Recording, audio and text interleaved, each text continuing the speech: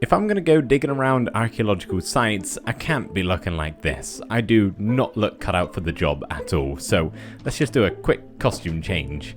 Okay, we'll take that off, zip that up. Where did I put my hat? Oh, there it is. Let's get the hat on, backpack, check. Okay, yeah, this is much better. All right, now we look like we're ready. Let's go find some ruins. The only trouble is, I believe these are going to be a little bit trickier to find than other structures in Minecraft. They're not quite as obvious from the surface. There's also only 5 biomes we can find them in. The 3 taiga biomes, the old growth birch forest, and the jungle biome. So our options are limited, but at least that gives me somewhere to aim towards. I do just need to grab a couple of things before we get going here. I got my supplies, didn't honestly need that much, it's mainly just brushes to be honest. And my main brush here that I used in the last episode, I feel like could do with being pimped out a little bit. Now, although you can enchant a brush straight up in an enchanting table, you can put unbreaking and mending on it with an anvil.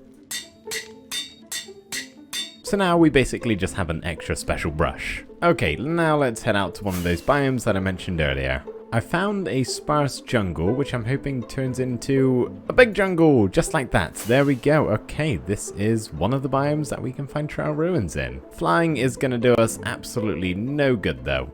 We gotta stick to the ground and keep our eyes peeled on the grass. So these trail ruins typically generate nearer bodies of water, so rivers or oceans. Isn't that right, parrots? Squawk, yes, that's right. So what we're looking for here, I think, is different terracotta colors. All of the trail ruins generate in a similar way where there'll be a central tower where the tip of it slightly pokes out above the surface. Most of the time anyway. I don't think it's guaranteed. I'm not having much luck though. The sun has pretty much gone down already and we've been searching for an entire Minecraft day. I think let's rest up and we'll try again in the morning. Hello everybody. I don't mean to alarm you, but I'm here from the future and I have 2 very important things to tell you. First of all, did you know I have a public Discord server? Probably not because I almost never mention it, but if you want to join up and chat amongst our wonderful community, there is a link in the description. And second of all, there's a pretty good reason to join up if you don't want to do some chatting, and that is I'm actually hosting a monthly build competition over there. Our first one was last month, the theme was steampunk, and this is the winner, a beautiful steampunk airship by Eagle Wings, and this month the theme is nature, so if you've got a good build idea, head over to the Discord server, find out all of the other details and information on how to enter, and I look forward to seeing you over there, so thank you and good luck.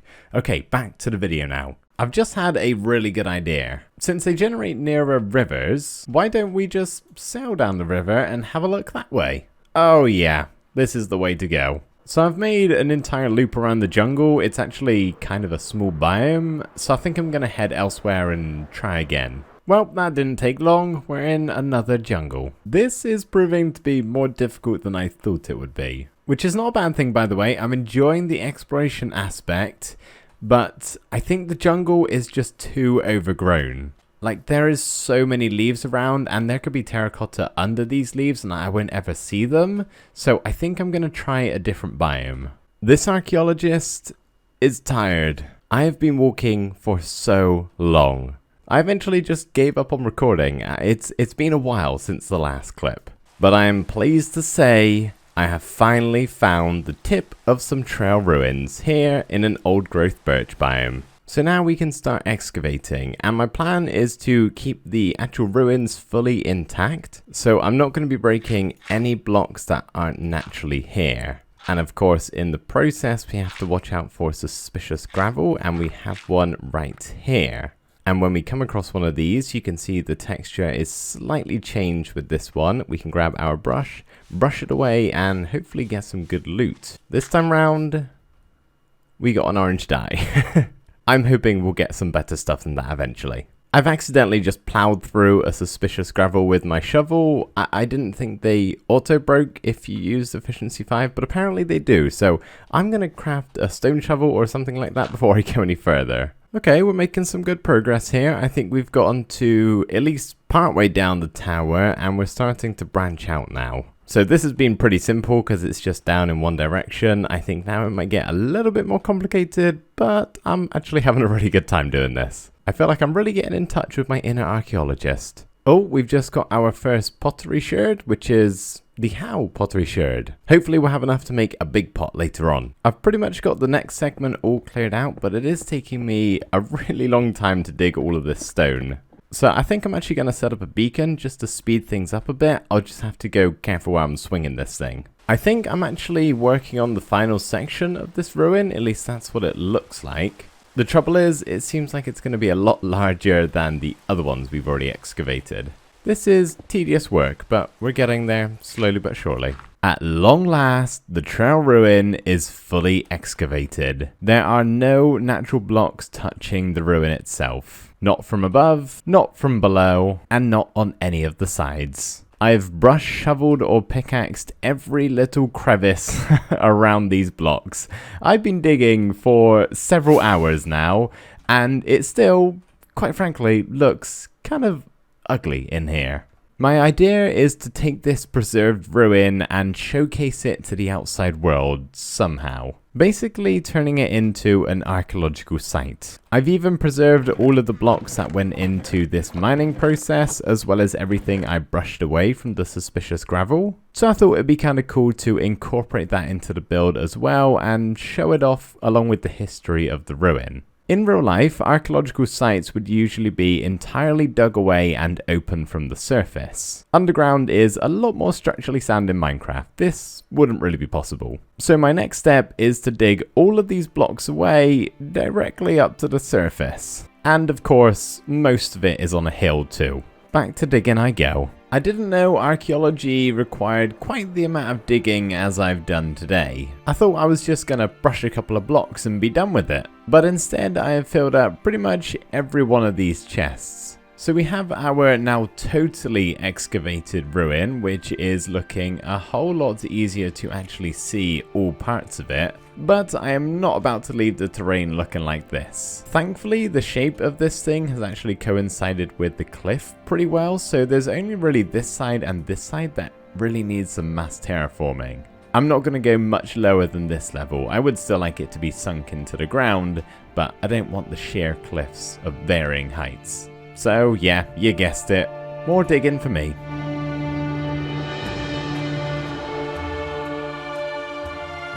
I hope you guys weren't expecting anything dramatic with the terrain here. I've pretty much just tried to replicate the Minecraft terrain as best I can whilst kind of moving it out of the way. So in theory, if you didn't see the before of this terrain, it should just look kind of normal. This cliff over here is a bit iffy, but honestly, I don't really mind because the center of attention is this thing. You're probably not going to be looking around too much. I keep talking about this like there's other people visiting too. I know you guys are watching, but in my head, tourists are coming and I need to finish this up. So let's roll with that and do some more work. I haven't put too much thought into what I actually want to build down here. Of course, I don't want to cover the structure up, that would defeat the purpose of it, but I would actually like to be able to walk around it a little bit. However, it's not very safe right now, so I think we're going to have to build some sort of pathway going around it. But I'm going to worry about that later and instead focus on how to actually get down to the ruin itself. Okay, this is annoying. So this block right here is the center of this side of my rectangle, but this block right here is lined up kind of perfectly with the ruin. And what I've done with carving this thing out is go 2 blocks away on every side, as you can see. So it's either the main entranceway doesn't line up, or we have this side a little bit closer to those blocks over there. That's not that difficult to choose between. Our stairway is being centered. I won't bore you with the details, but long story short, I miscounted and had to move my hole around several times. But it's okay because we now have this lovely staircase coming down to the entrance of the ruin. And I've also fenced off every side of the hole. It's a very simple design, but I like it because it's not very obstructive, so you can still pretty easily see down on the sides. But of course, if you pay the extra pretty penny, you get to go around and have a closer look. Whilst I was redoing a lot of the walls, I had to actually build this one up from scratch, and as you can see, it's entirely made out of stone, unlike the other ones. Basically, I like this clean look as opposed to having all of the andesite, diorite and granite on show, as well as the odd ore here and there. I think it'll just bring even more attention into the ruin as opposed to all of the stuff on the side. There we go. Simple enough task, but I definitely think that makes a big difference. My next step is to tackle the floor somehow. So it turns out there's actually a bit of a pattern to the Y levels here. With the exception of this building right here, it all kind of goes down at the same point on both sides. So all I've done is every step down we take with the blocks, I've just got a staircase down which pretty much all of the time syncs up on both of the sides. So when you're looking down from above, it doesn't actually look too bad. As for the buildings that were going downwards, like way below the rest of the structure, I've kind of just encased them in stone, so when you're walking around here, you can actually come down and kind of explore a little bit, so you can still see everything, you just have to go and look for it. Oh, okay, I don't think that's going to pass the health and safety test. We'll have to put some sort of notice on the door so we don't have guests suing us every single day. So the ruin is totally on display here, which is amazing, but I would still like to display all of the resources, as well as all of the loot we got from the suspicious gravel. And I think the best spot for that is roughly here at the entranceway of the ruin. To start off, we of course had to get some of our decorated pots on display up on the staircase. There's actually 20 different sherds you can get for all of the decorated pots in total, but I only got 6 variants while excavating the ruin, hence why we only have 6 different pots going down the staircase. And then coming to the sides here, we have 2 sets of barrels displaying all of the items. Over on the left side, we have all of the loot that we got from the actual ruins. So we got glass panes, we got the rest of the pottery sherds, smithing templates, and some seeds.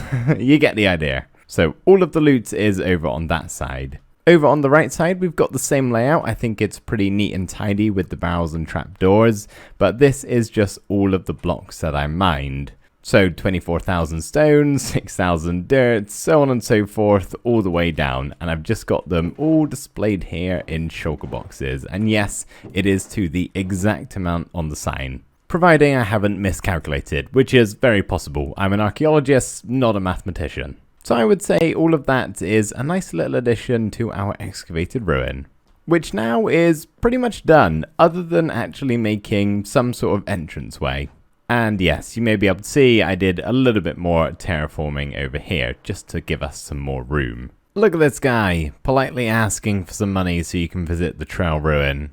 Only 8 emeralds, I'd say that's a pretty decent price. We've got a nether portal linked up so I can easily get between this and my base. A pathway leading up to the entranceway. You may have also noticed in the video that we have a ruined nether portal just off to the side. So I decided to incorporate it into this little area by adding a pathway going up to it and covering it with a barrier just like we have over at the trail ruin. So now I guess we just wait for some visitors. I've been stood around for a while. Still nothing. No one has decided to visit. That's probably just poor advertising on my part, to be honest. Thankfully, all of you right now are currently watching, so I'll show you around. I don't have 8 emeralds, but here's a pork chop. Hopefully that'll be enough. Before we begin the tour, I'd actually quite like to break all of the torches and kind of preserve the ruin as I found it. I'll just have to make sure I don't visit this place at nighttime, otherwise it's going to be majorly infested. Thankfully, we got a big nice skylight above us in the daytime. Other than the ones down here, I'll be leaving these.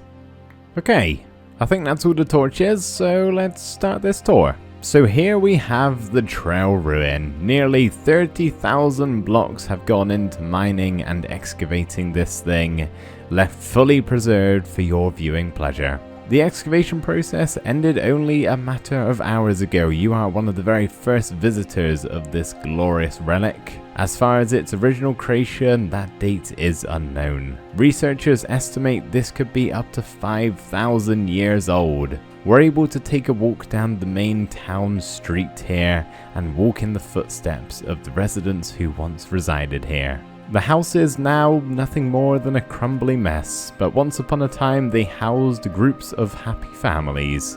Oh, watch your step. But this wasn't only a place of living, it was a place of work too. Here we have what is thought to be an old, extinguished and destroyed forge. Researchers guessed that this room right here would be the village crafter, signified by the fully intact crafting bench. And of course, how could we not mention the central tower? The height of this wonderful building is what originally brought archaeologists here to dig up the entire ruin. So it's all thanks to this tower why you lucky folk are able to witness its beauty today. Okay, how was that? Would you be happy if you paid 8 emeralds for that tour?